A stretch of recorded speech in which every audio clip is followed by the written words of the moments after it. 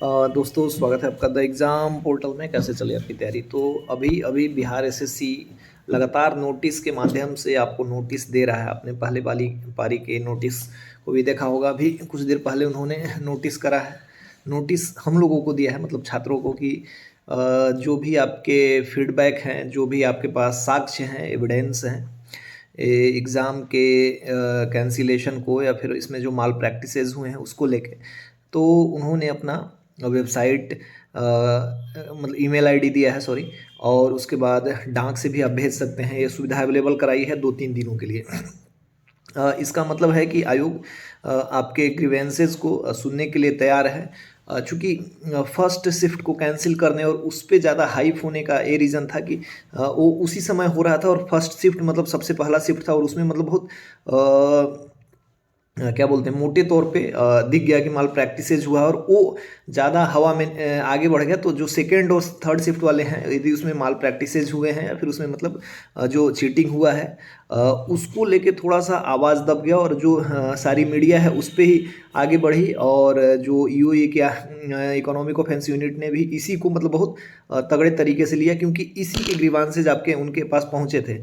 लेकिन उसके बाद भी सेकेंड शिफ्ट थर्ड शिफ्ट को लेके काफ़ी हो हल्ला हुआ कि इसमें भी चीटिंग हुआ है, पेपर लीक हुआ है, बहुत कुछ हुआ है। इसको लेके आयोग ने फिर संज्ञान लिया है। माननीय मुख्यमंत्री नीतीश कुमार ने भी इस पे पत्रकारों को जवाब दिया है अपने हिस्से से कि इसकी जांच करवाई जा रही है और इस पे संज्ञान लिया जाए। तो उसी का असर है कि नोटिस भेजा गया है। तो एक चीज़ करना है, देखिए, सब आप किसी छात्र नेता को या किसी एक को बहुत कुछ करते हैं, बोलते हैं, जब आपके पास एक दिन में 500 कॉल 1000 कॉल आएगा तो आपको पता चल जाएगा।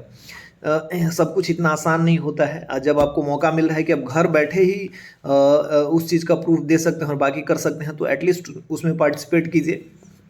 कम से कम 2 से 3 लाख लोग इस फीडबैक को अपना जो भी है आपके पास सबूत है और बाकी सबके पास तो मिला जुला के वही होगा। और यदि आप कुछ स्पेशल लिखना चाहते होंगे तो उसमें उसको अटैच करके भेज दीजिएगा। कम से कम 2 से 3 लाख ये जाए, तब उनको पता चले कि नहीं, लोगों में वाकई छात्रों में मतलब रोष है, गलत के खिलाफ वो सब कुछ कैंसिल कराना चाहते हैं। तो इस चीज़ पे आपको फोकस करना है, एग्जैक्टली फोकस करना है, और काफ़ी हेल्पफुल होगा। देखिए, हो सकता है पॉजिटिव वे में आपको इसका रिस्पॉन्स मिले।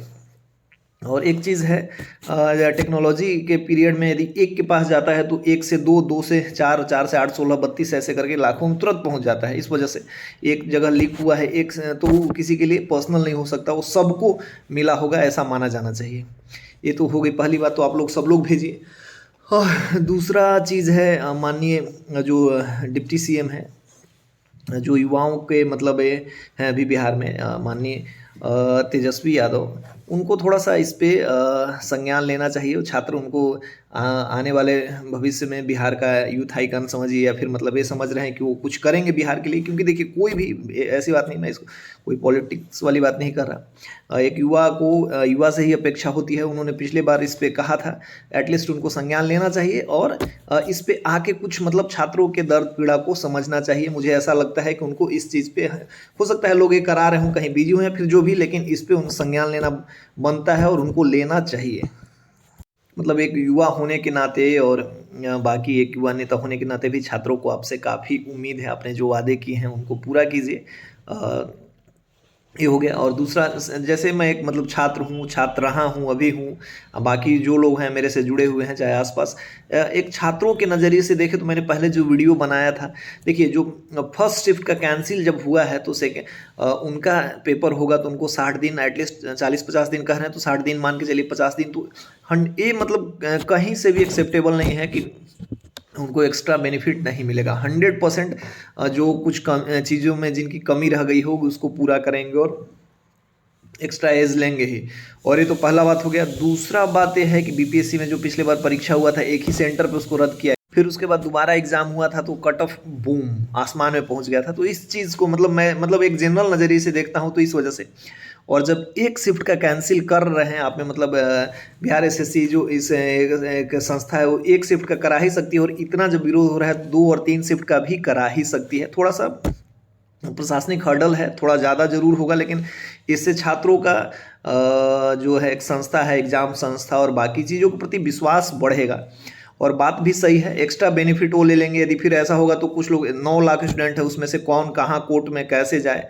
और ऐसे भी उनको एक्स्ट्रा बेनिफिट मिल जाएगा। इसको लेके लोग कोर्ट में जा सकते हैं। काफ़ी लोग 8 साल के बाद इस वैकेंसी को रिलीज़ किया गया है, तो ऐसे में तो मतलब कुछ लोग हैं जो एकदम जी जान से लगे हैं और इसका माल प्रैक्टिसेस के शिकार हो जाते हैं, तो वो तो जाएंगे ही जाएंगे। ऐसा मतलब कोशिश कर सकते हैं, तो फिर बाद में अड़चन आएगा। इस वजह से एकदम आयोग एकदम क्लियर रहना चाहती है तो करा सकती है, उसको कराना चाहिए।